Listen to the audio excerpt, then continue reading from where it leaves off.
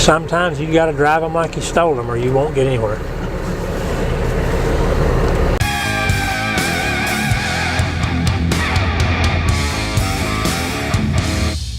So one time, I think they were in California or something, and they were driving, or she was driving, and they got hit by a drunk driver, and they weren't hurt or anything, but rolled over and it knocked the axle out from under the front of it, and my grandpa was sleeping, and when they landed, he was standing up, so when he woke up, he was standing up because the truck was on its side.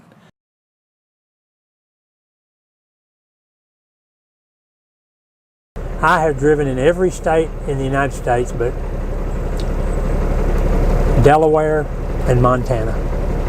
I've been in all the other 46 contiguous states in the United States.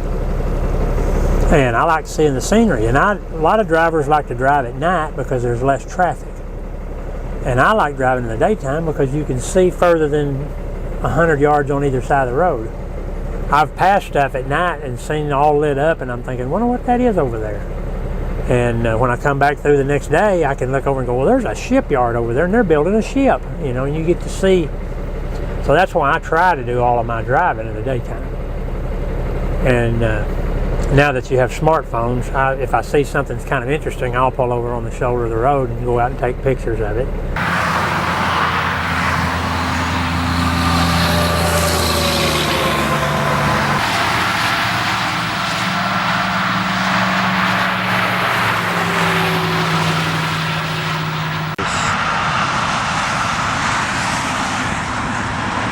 I think the best description I can give of that was, when I was a kid, I liked going on vacation, and I liked coming home from vacation more than I liked being on vacation.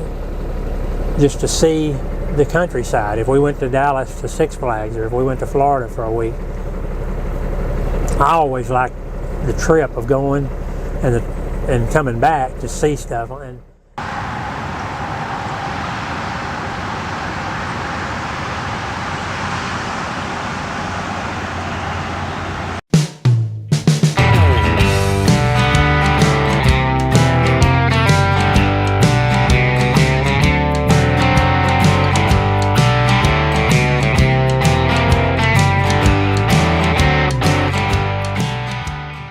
they drove forever. I mean, she told me that the reason my grandpa ever started driving a truck to begin with was because he didn't have a very high level of education, and there wasn't really anything you could do that paid that kind of money back then, and so he started driving a truck. My name is Alvin Jenkins, and I drive for a company called Cold Trans. It's kind of a therapeutic thing almost. I've been around them since I was 8 or 9 years old. My old man owned them before he passed away. The freedom of, this is my office, so nobody's calling and I don't have to punch in and out every single day. The dedicated part where you know somebody's getting a product. Like right now I'm just hauling Easter cookies, the ones they make and put in the little plastic bins for you guys at Walmart. And just knowing that something that simple to everybody in the world is worth that kind of money means that it's something about it. You know what I'm saying? I take pride in being on time, of course having my truck looking nice, and just representing this company in the right way at all times.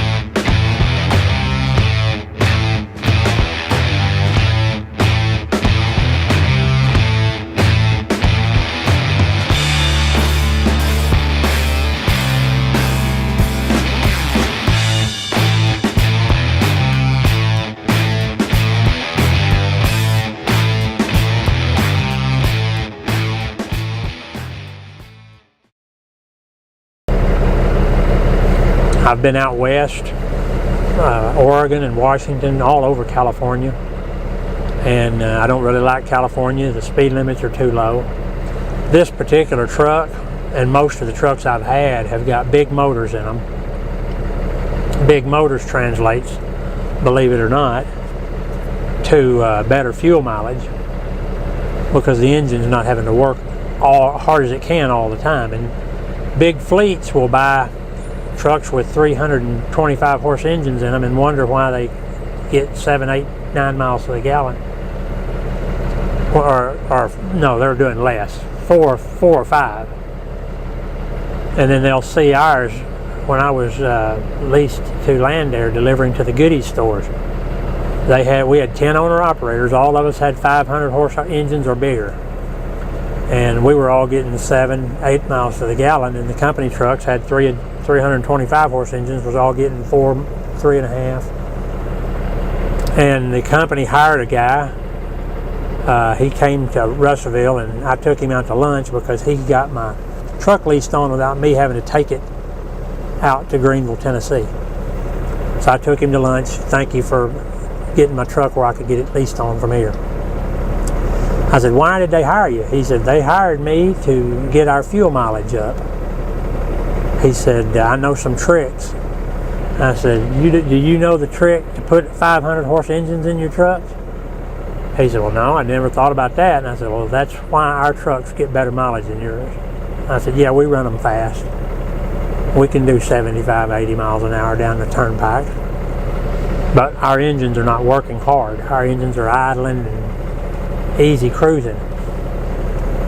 But so there's a lot to spec in a truck, and there's brain people out there that say you should do this, you should do that, you should put all the wind fairings on the trucks, trailer tails on the back. All this stuff's going to save you mileage.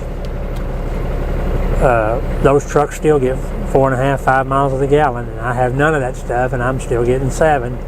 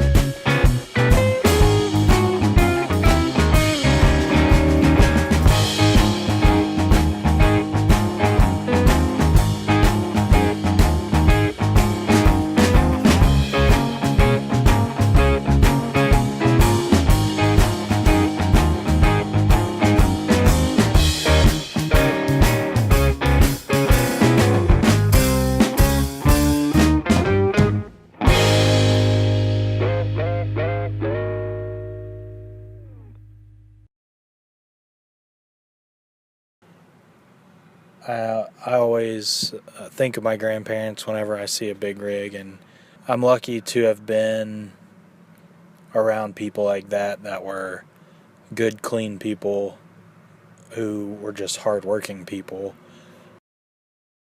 If younger people would get out there, and it's more people coming in, younger and younger, even females. Females are dominating this industry right now. They're better than us because they about their business. They don't stop at all the places. They just run and go. You see a lot of places. You get to see a lot of things. I done seen stuff that I've only seen on calendars, TV, like the Grand Canyon, Yellowstone National Park, the backside of the Columbia River. I've seen that in the summer and winter. Words can't even express how it looks.